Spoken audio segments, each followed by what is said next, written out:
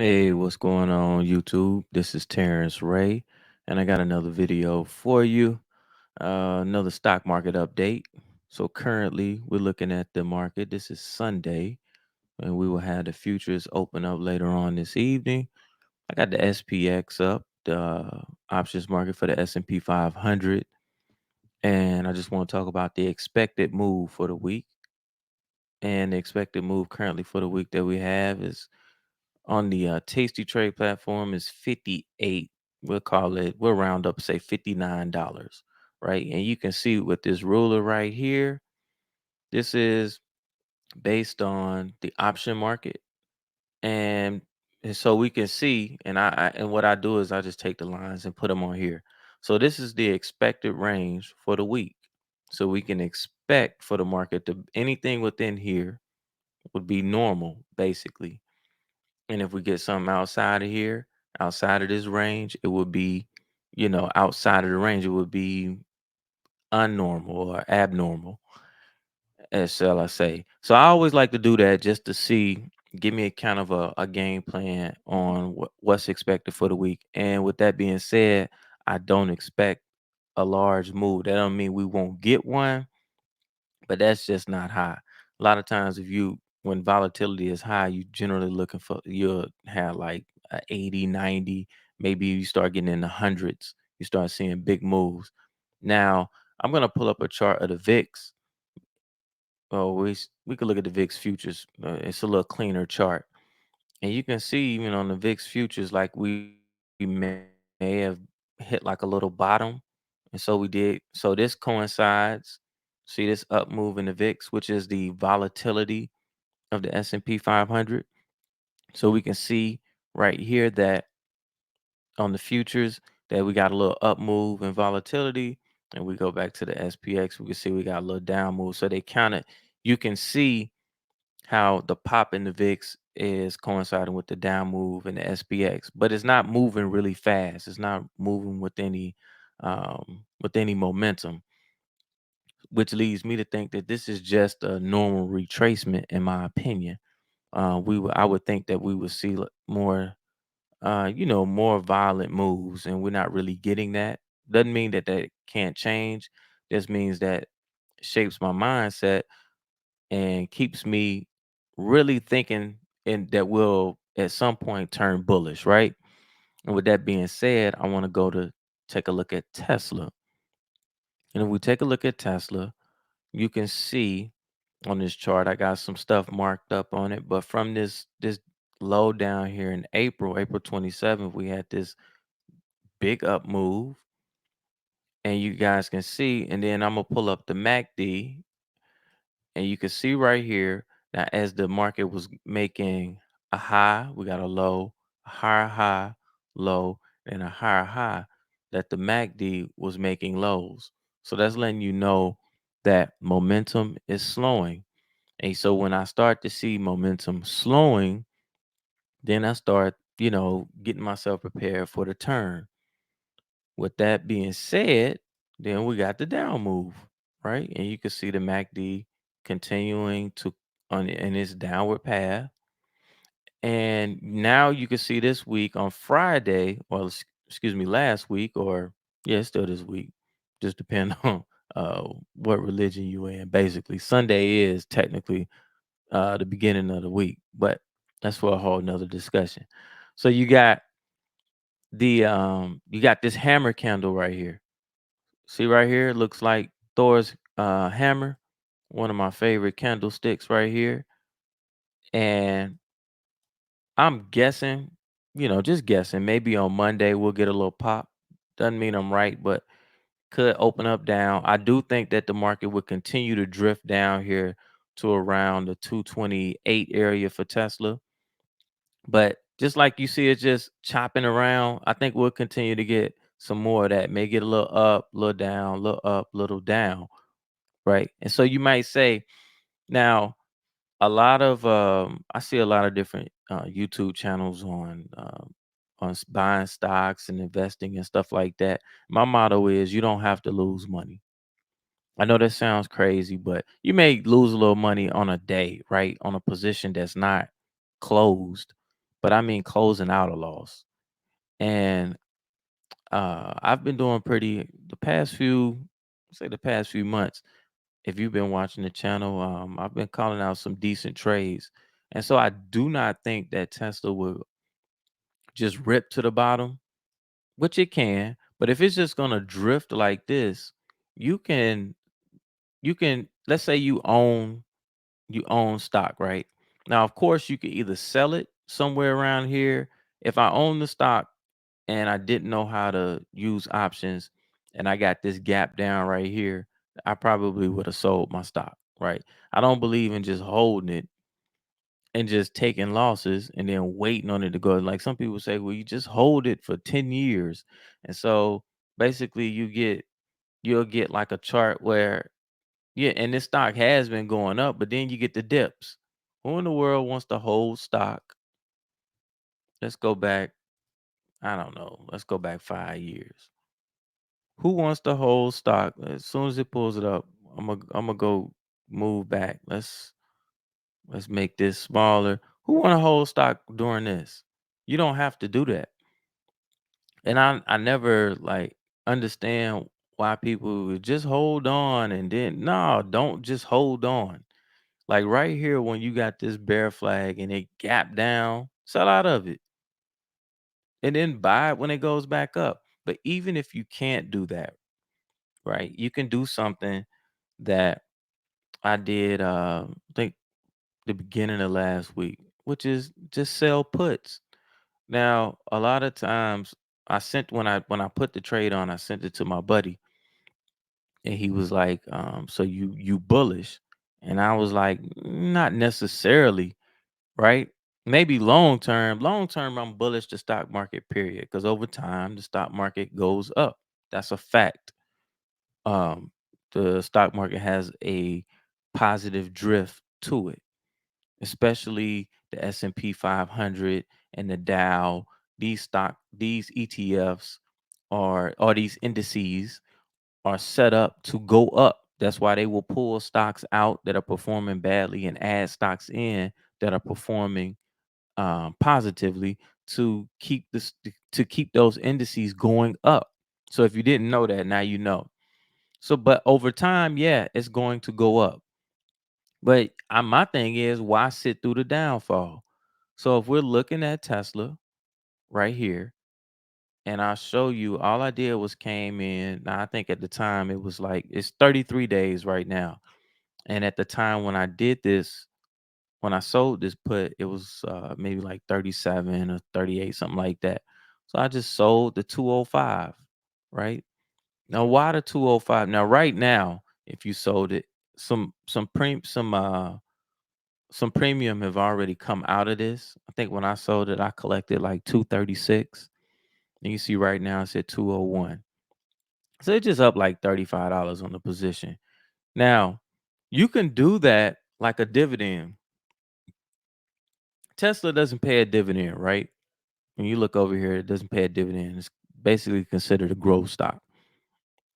Now, a stock. So if you sold puts, and let's just say I closed that trade out as 36 bucks, and you say, well, man, that's just $36, right? That I basically had it on the first day. It was actually like up like 50. It was, and I think with Tesla, some vol pumped into it.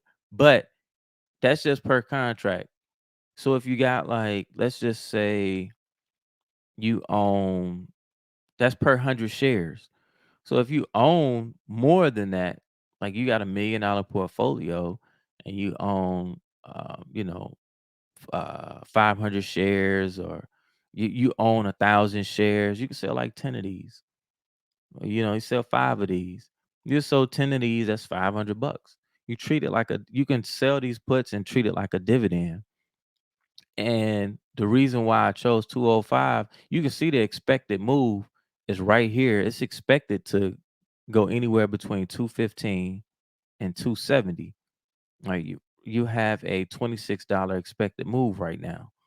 So with that being said, I just came right out, and now the little blue dotted line, that's one standard deviation. So I just came outside of the one standard deviation and I came up here. right? And you can see on the TastyTrade platform, which I will have a link down in the description. Yeah, if you sign up, I think I'll get something for it or whatever, like some credits or something like that. But that's not the real reason why I'm advising it, because the trade that I placed, I didn't even place it on the platform, right? I placed it in another brokerage, but you can use this. You can put a few dollars in here and use this just to so you can take advantage of their math, if nothing else, even if you're not using it. Because you see the pop right here, it's telling you the probability of profit is 81%. And it's telling you the probability of 50% is 90%. So it's telling you what your probabilities are when you put the trade on. You know that if I do this trade over time, I'm going to win more than I lose. And there will be some times that you will lose, but then you just have to manage those losses and do have some pretty good technical analysis to understand where to put. That's why my technicals come in, because I'm way down here below or right at the 1618 where this gap is. So even if it was to like barrel down here, I expect it to get right here and then retrace. Or I could just take it off right now and collect the 30 something cent credit or profit. These are the things that you can do. Like anybody can make money when the market's going up. You know, there we got a lot of gurus online and they'll charge you money, for this. I ain't you no one should be charging you to tell you how to buy stock, in my opinion. You just click on the bid and the ad, or you just click on the ask if you want to buy it, click on the bid if you want to sell it. That's how you buy stock. What stocks to buy? Warren Buffett already told you, buy index funds. C- What are some index funds that I should buy, Ray? That you think? Now, I can't advise you because I'm not a financial advisor, but the S&P 500, right? The S&P 500, which is the SPY, or you can just Google index funds on Google, and you different ones will come up. Vanguard has some. Uh, I think Fidelity has some, but if you don't know, they pretty much all look the same. I think one. Let's look at VOO. This is Vanguard Index Fund. Look at it. You see this, and it pays $1.58 dividend. Look at it. Right now, I'm gonna pull up the SPY. I'm gonna show you a trick. I'm gonna pull up the SPY. Look at it. Don't it look the same? Don't it look the same? What's the dividend? Even the dividend even better on the SPY, and the SPY is more liquid. So it would. I look like a genius coming telling you some ETFs that you never heard of, but they all track the SPY, and I would rather, me personally, I would rather buy the SPY as opposed to VOO. I'm gonna show you why. You see this? It says 2.92 million shares traded. Let me show you this. No, let's go back to the SPY. 68.7 million shares traded. You know what that means? That means that this is more liquid. This is more liquid as opposed to that, which means you say, what does that mean? That means that when you buy this, you have a better chance of selling out of this and getting filled at a better price than you would at the other. Even in the options market. Now, here you can come in here and sell calls against your long position. So you can hold, because sometimes you might not want to sell your stock depending on like tax purposes and things of that nature. So if you don't want to sell your stock and you don't want to pay like pay a tax against it, some type of capital gains tax, or depending on how long you got to hold it, I don't y- you can sell calls against your existing position and just hold the stock.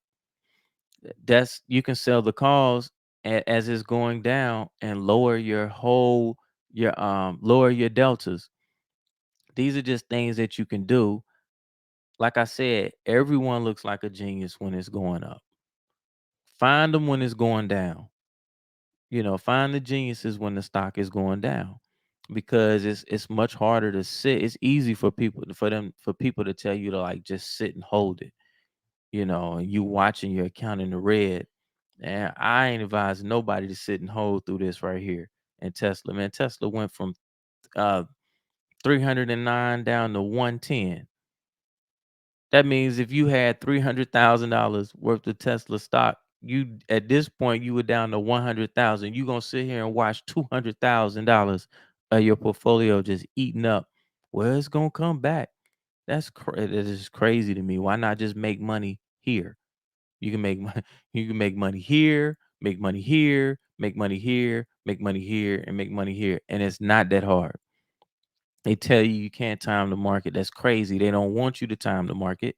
They want you to take your money and pay them fees for them to trade your money. When you can time, you most definitely you don't. And when you're selling options, you don't necessarily have to time it. Now you could have held Tesla this whole time, right, as it was going down, and maybe shorted some futures to hedge your portfolio, or just sold calls on the way down. You still would have lost money, but you wouldn't have lost as much. There are different ways to do it, but this right here, selling this put did not make me really. It's a bullish trade, but not a real big bullish trade. You can see it's only a 12 delta. So basically, and that's as of today. So what does that mean? Like basically a 12 delta is just kind of, I'll put it like this. It's it's just like owning 12 shares for the most part. I'm controlling about 12 shares worth of delta by selling this put. So that lets you know it's not really um a real big position. This is just something to do to make money while the market's going down. Now you multiply that times, you sell 10 of these, and then you got 300 bucks, because I'm up like 30, 35, 34 bucks right now. See what I'm saying? And you can close that, just take that profit. But I'm not, with me being way down here, I may just hold it and for the whole 33 days and let it expire worthless and take the whole 236 out of it. And that's during a down market on a bullish trade. So these are ways that you can play the market, and things that you can do to make money as the market's going down. So, hey guys, if you got something out of this video, hit the like button for me, hit the subscribe and share it. This video, I just pretty much just talked about trading retracements. This, to me, in my opinion, is a retracement of this up move. And with it being just a retracement, I don't expect it to just continue going down. I could be wrong, right? But in trading that retracement, I just came somewhere down here where I found support on the chart, then went to the option market, looked at the expected move, got outside of the expected move. This area right here coincides with my gap or my support on the chart, and sold some puts out here. And I'm just gonna basically treat this like a little dividend as Tesla's going down. And then when it starts to go up again, we'll start looking at other strategies that we can do to make money as it go up, or either just buy the stock as it's going up, right? So there are things that I'll look for to confirm that it's resuming its up pattern. Now, if I see it start to barrel down to the downside, there are other things that we can do to continue to trade it as it's going down. All right, guys, that's it. Get ready for the market this afternoon, and happy trading this week, and be on the lookout for another stock market update later on in the week. And I'm out. Peace.